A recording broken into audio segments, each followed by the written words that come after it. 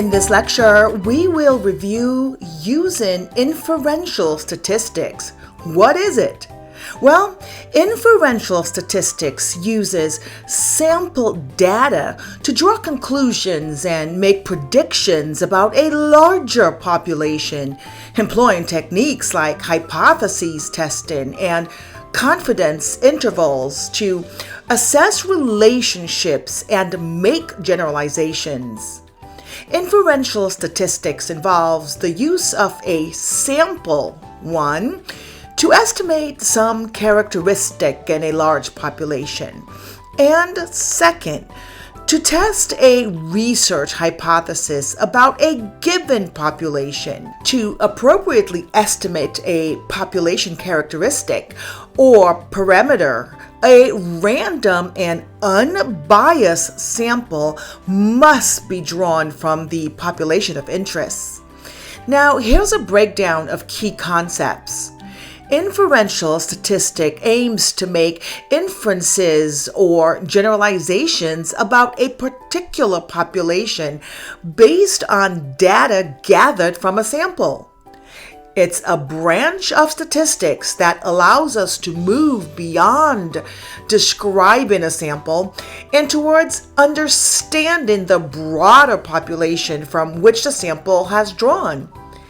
It is based on the idea that a sample, if representative, can provide insights into the characteristics of the larger population. Now, according to Bordens and Abbott, it is important to understand some of the basic concepts behind inferential statistics before they are used. There are some key terms to know. First, sample and error. Sample and error in psychology is the difference between the results of a sample and the results of the entire population. It's a natural result of sampling, and it's not usually possible to completely avoid. Sample and distributions. In statistics, a sample and distribution shows how a sample statistic, like the mean, varies across many random samples from a population. It helps make predictions about the whole population. Standard error. The standard error of the mean, or simply standard error, indicates how different the population mean is likely to be from a sample mean. It tells you how much the sample mean would vary if you were to repeat a study using new samples from within a single population. Now let's move on to degrees of freedom. What is it? Well, degrees of freedom is a number used in statistical analysis to indicate how many ways the obtained results could have been found through random sampling. Let's say you compare two groups, and one group has a mean of 3, while the other has a mean of 4. Each of your groups had 10 participants with scores ranging from 1 to 5. The degrees of freedom show the number of different combinations of scores that could have occurred in your groups to produce the same means found in your results. So let's review that one more time. So degrees of freedom is a number used in statistical analysis to indicate how many ways the obtained results could have been found through random sampling. And now if you had two groups, one group has a mean of 3, while the other has a mean of 4. Each of your groups had 10 participants, with scores ranging from 1 to 5. Well, the degrees of freedom show the number of different combinations of scores that could have occurred in your groups to produce the same means found in your results. Some other key terms to know.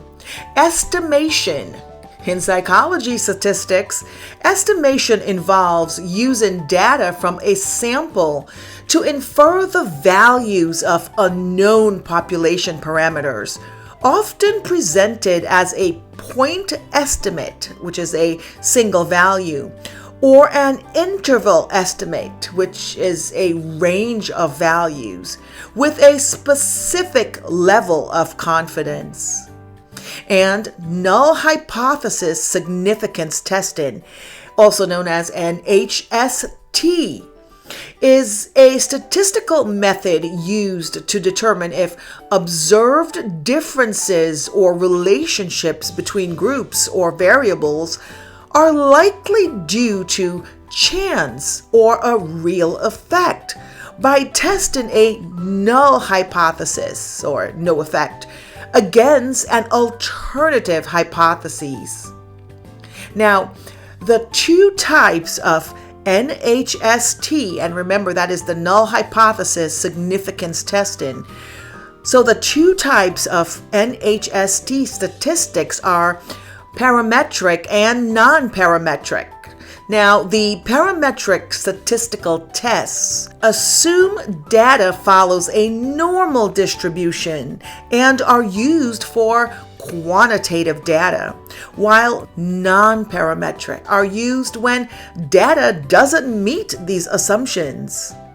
Non-parametric statistical tests are used as alternatives to parametric tests when data doesn't meet the assumptions of normality or when data is ordinal, offering flexibility and robustness, particularly for smaller sample sizes. Now let's move on to a Bayesian approach to hypothesis testing. Now, this approach uses prior beliefs and data to update the plausibility of completing a hypothesis, offering a more nuanced perspective than the traditional null hypothesis significance testing by quantifying evidence for and against a hypothesis using Bayes factors. Now, the NHST and the replication crisis. Basically, the replication crisis in psychology refers to the concerning finding that many published studies, particularly those relying on null hypothesis significance testing, are difficult or impossible to replicate, potentially undermining the reliability of psychological research. Now, why is inferential statistics important? First, making inferences.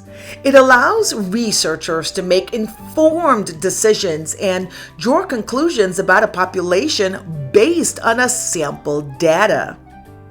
Generalizations.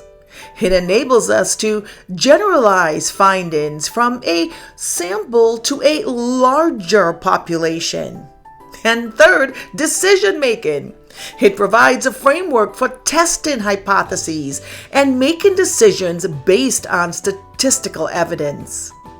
Again, inferential statistics uses sample data to draw conclusions and make predictions about a larger population, employing techniques like hypothesis testing and confidence intervals to assess relationships and make generalizations. Inferential statistics involves the use of a sample. First, to estimate some characteristics in a large population. And second, to test a research hypothesis about a given population. To appropriately estimate a population characteristic or parameter, a random and unbiased sample must be drawn from a population of interest.